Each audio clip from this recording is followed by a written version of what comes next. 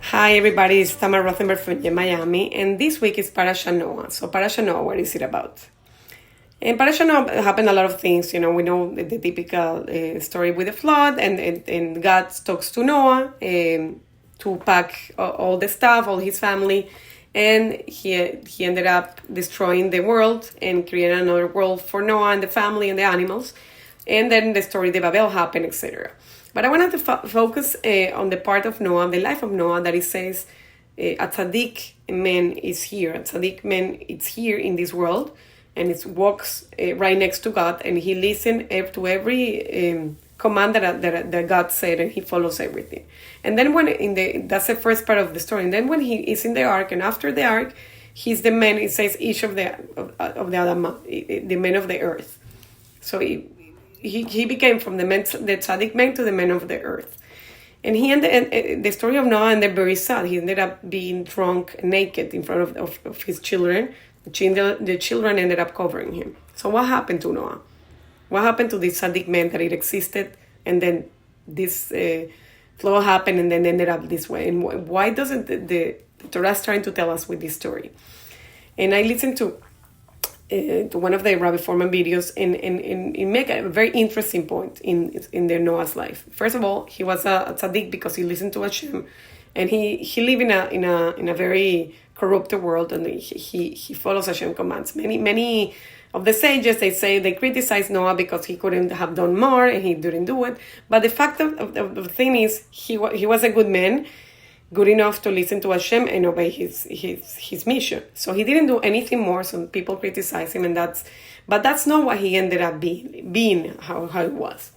In the middle, after the flooding, when this all this turbulence happened, he had a big trauma. Whether he was frightening, he felt that Hashem abandoned him, and he tried to reach out to the window by himself.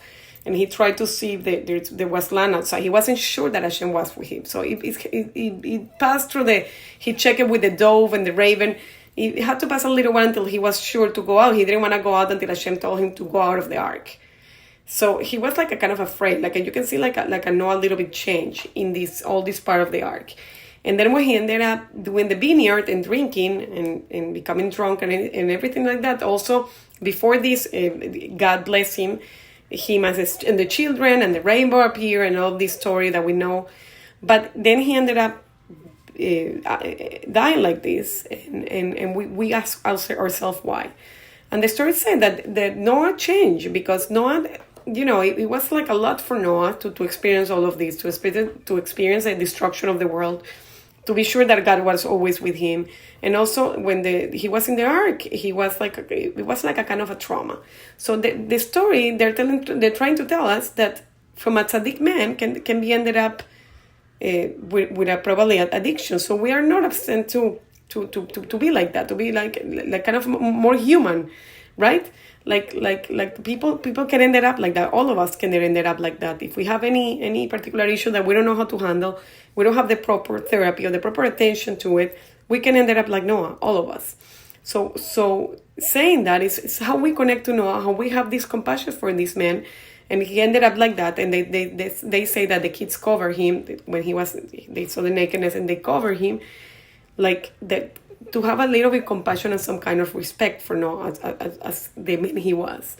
And in a way, they're telling us we can if we are not properly, because even though Hashem was present and gave all the blessings, he was not properly cured of the trauma that he faced inside the ark.